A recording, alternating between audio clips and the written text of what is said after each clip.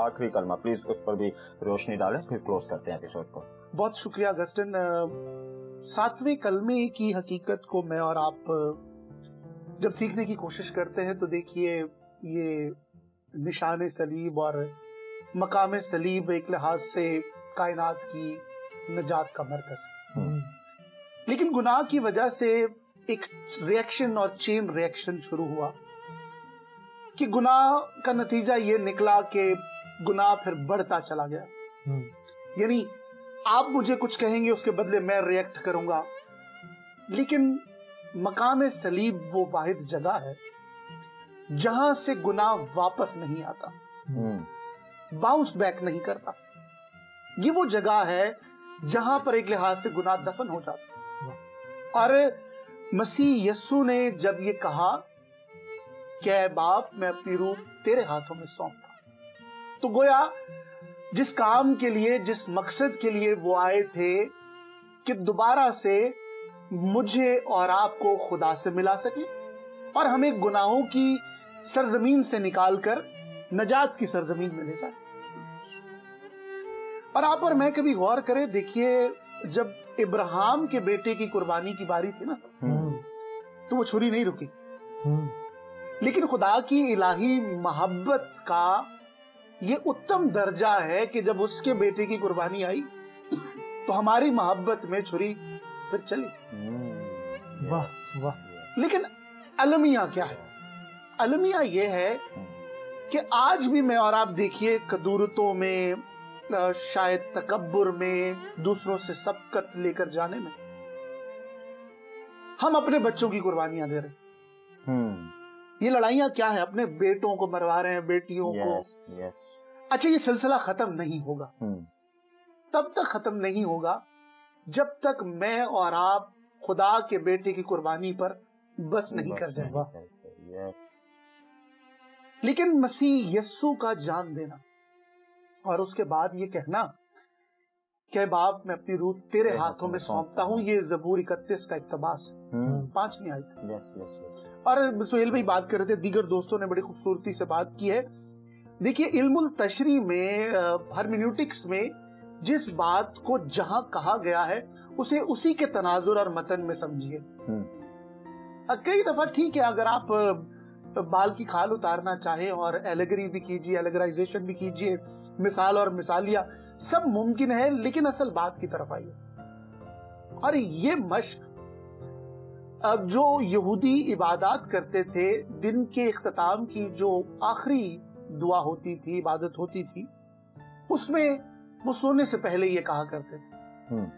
और इसके पीछे 3 तसव्वुरात उलमा ये कहते हैं कि मौजूद होते हैं कि अब मैं जो कुछ कर सकता था वो मैंने कर दिया, आई डिड माई बेस्ट, और अब मुझे मुझसे ज्यादा किसी और की जरूरत है। और सोना एक लिहाज से आप जब सोते हैं तो फिर आपको नहीं पता होता, लेकिन मैं और आप सोते हैं लेकिन हमारा खुदा जागता।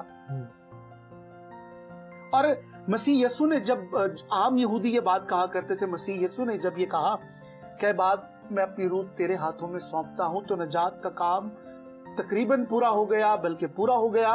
अब मैं अपने आप को तेरे हवाले करता हूं। इसमें ट्रस्ट है, इसमें यकीन है।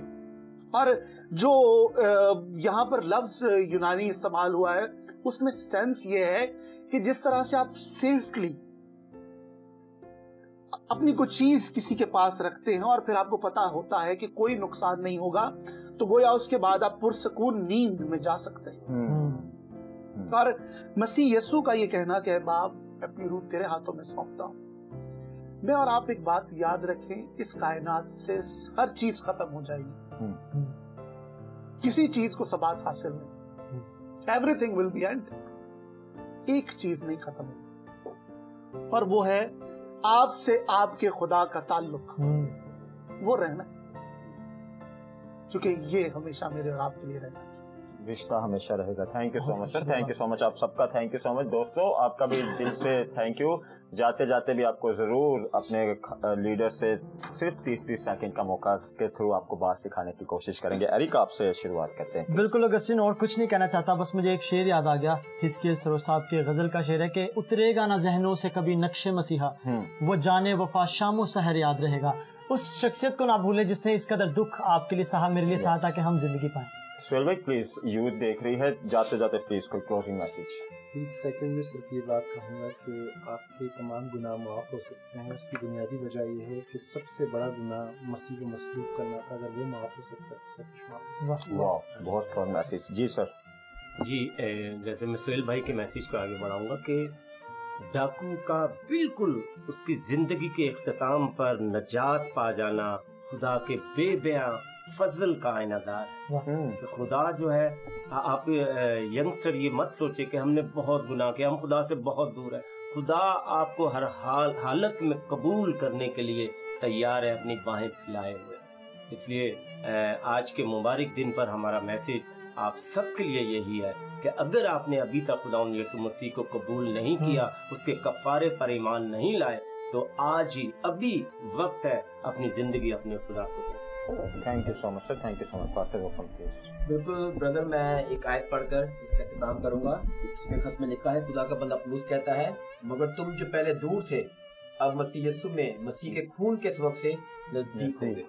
मेरे अजीजों, अगर आज कोई शख्स मरने के बाद दोज़ख में जाता है तो उसके पीछे उसकी वजह उसके गुनाह नहीं बल्कि मसीह को ना कबूल करना हो। तो यीशु मसीह को कबूल करें और हमेशा की जिंदगी के वारिस बन जाए। वो बड़ा काम जो हमारे लिए हो चुका है उस पर ईमान लाए। बहुत अच्छी बात खाल में सिखाई कि यीशु मसीह ने तमाम कर दिया है, अब हमने उसको आम करना। Yes yes yes yes. Pastor Julius please आप भी।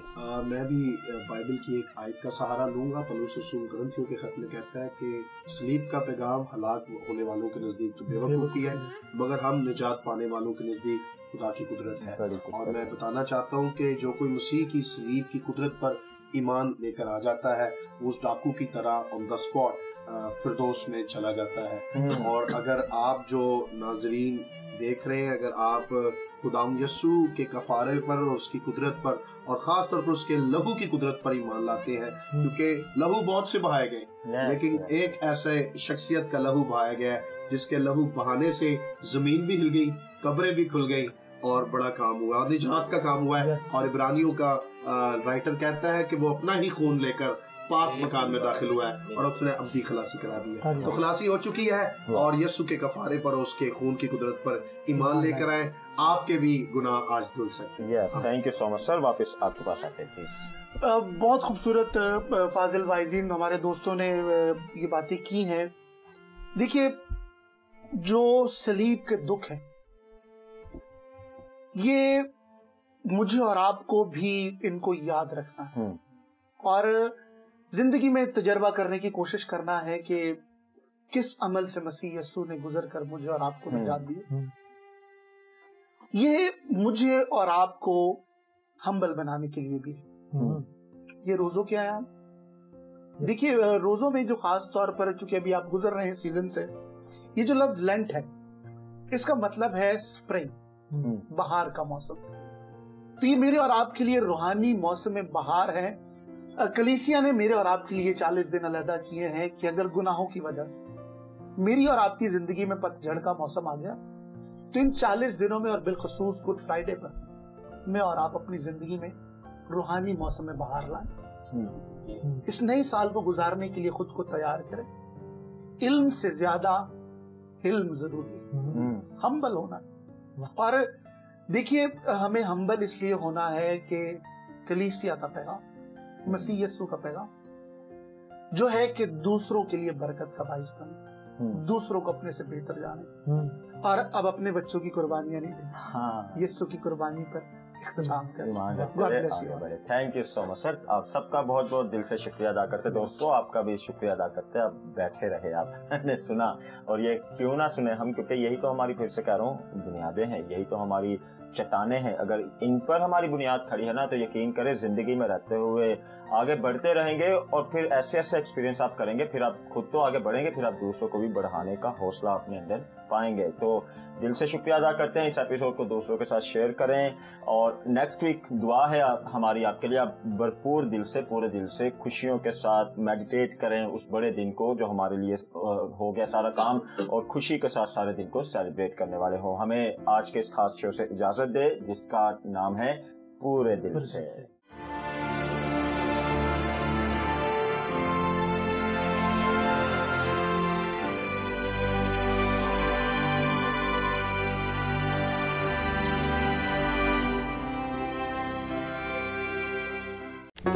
Do not forget to like the video, subscribe BTL TV and press the bell icon to receive notifications.